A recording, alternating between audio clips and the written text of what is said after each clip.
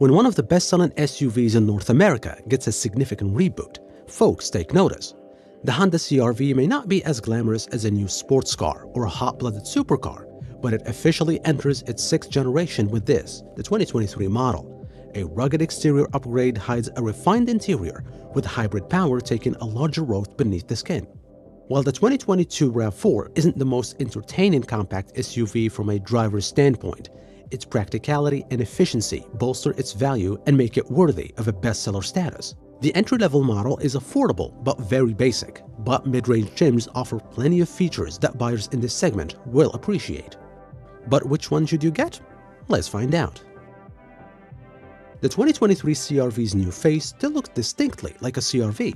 Honda's design team has kept the wide headlights look of the previous model, but with a larger mesh grille that adds a rugged flavor shared with the Ridgeline pickup truck. The upmarket Sport and Sport Touring hybrid models also get more aggressive front and rear fascias. Honda didn't simply upgrade body panels for a beefier appearance. The new CR-V is 2.7 inches longer and nearly half an inch wider than its predecessor.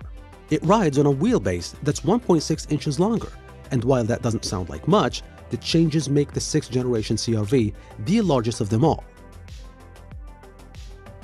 Chunky and angular, the RAV4 is far from the most attractive vehicle in the segment, but unlike its predecessor, which felt like it was designed by a committee, there is some personality and flair here. Almost every vehicle eventually undergoes what's known as a refresh, at least once in its generational life cycle. The 2022 model year marks such a moment for the 5th generation Toyota RAV4. The compact SUV features a handful of small alterations that untrained eyes may not notice. Take for example the headlights. Save for the entry-level LED trim, all 2022 RAV4s feature updated headlights that trade last year's C-shaped decorative lighting for stacked LEDs. The new lamps make the RAV4 look as though it has a furrowed brow and adds a hint of additional aggression to most RAV4 and RAV4 hybrid models. The profile is also stylish thanks to its aggressively raked D-pillar and boxy wheel arches. In back, the taillights jut out awkwardly, while the overall design reminds us of a generation-old Lexus. Even the Range Topper Limited trim wears a black plastic bumper that feels old and cheap. With a whole new exterior comes a whole new interior, or at least new to the CR-V. If you've been in a new Civic, its layout and design will look extremely familiar. It's also very similar to the also new HR-V. Fortunately, it's a very good interior. The look is clean and uncomplicated. The dash is also low and aids in both visibility and making the cab feel spacious. All the switchgear feels high quality with tight, solid action, whether it's a turn signal stalk or the highly welcome climate control dials. Though there are many plastics, they have attractive finishes and patterns. It's not quite up to the premium feel of the Mazda CX-5 or CX-50, but it's comparable to Kia Sportage or Hyundai Tucson. It's also much nicer than what you will find in a Ford Escape or Chevy Equinox. As for instruments and infotainment, the CR-V features an analog speedometer combined with a 7-inch screen that can display the tachometer and other information. The standard infotainment display is a 7-inch touchscreen that can use Apple CarPlay and Android Auto. On the higher EXL and Sport Touring trims, the CR-V gets a larger 9-inch touchscreen and is capable of wireless Apple CarPlay and Android Auto.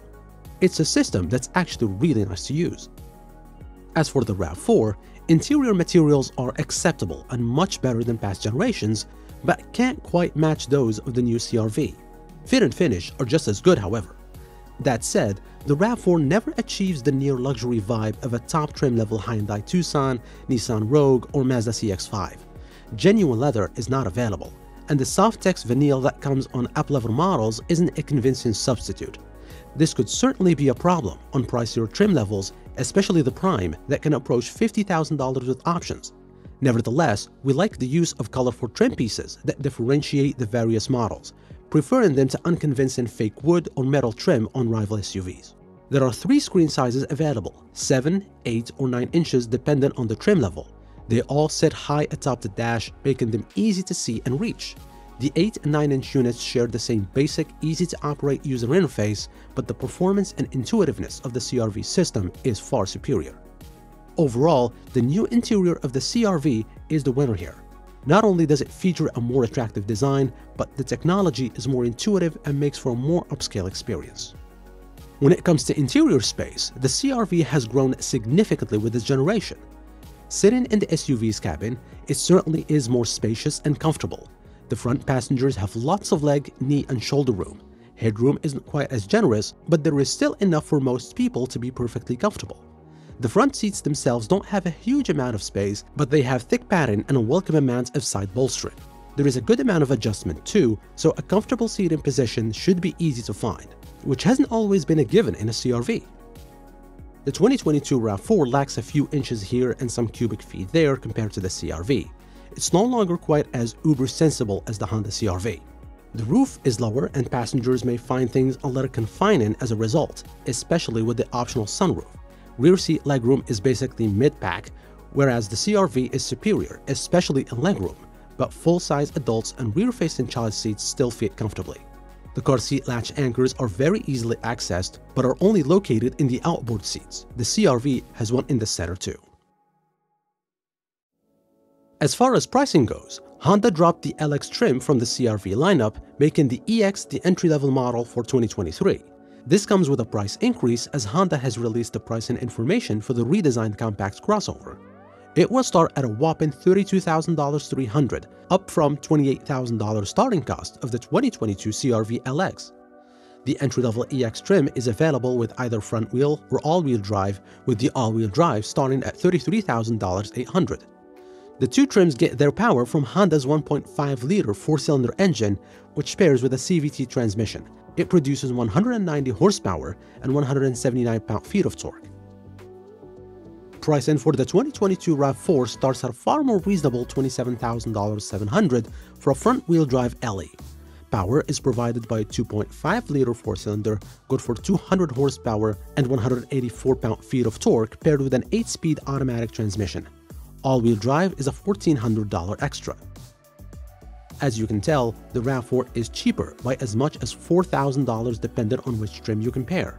Whether the CR-V's higher price tag is justified over the more reasonable RAV4s is up to you, but when it comes to just which SUV is better, we still think the CR-V is the better buy.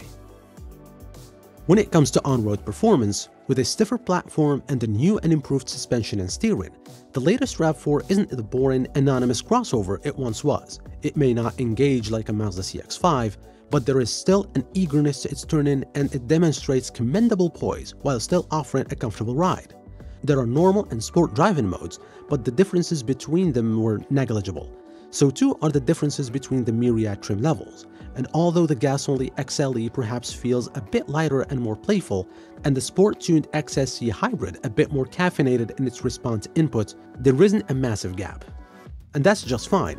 Every RAV4 is better to drive than many competitors, not just some niche sport variant. The CR-V, on the other hand, uses a turbocharged 1.5-liter inline-4, which still makes 190 horsepower and 179 pound-feet of torque. Its continuously variable transmission does a better job at simulating a normal automatic gear change. But the CR-V still feels a bit sluggish around town. The powertrain is quieter overall at least, and its 30 mpg combined fuel economy rating seems easy to beat. However those numbers look, they can't capture just how much better the on-road experience is in the Honda versus nearly all of its competitive set. Whether you compare it to the aforementioned RAV4, Kia's new Sportage Hybrid, or the VW Tiguan, it just shines above them all. Here is the long and short of it. With the exception of the Kia Sportage Hybrid, the CR-V is the easy choice from a driving perspective. Every brand's compact CUV has some kind of competitive IP, a bit more space, more power, slightly better NVH, etc. But as an all-around proposition, Honda really has this nailed. In conclusion, despite its higher price, I believe as an all-around solid choice, the CR-V is the SUV to buy. So, what do you think? Let me know in the comments section below. Don't forget to subscribe, hit the like button, and turn on notifications for the latest car reviews and news. And until the next video, see you later.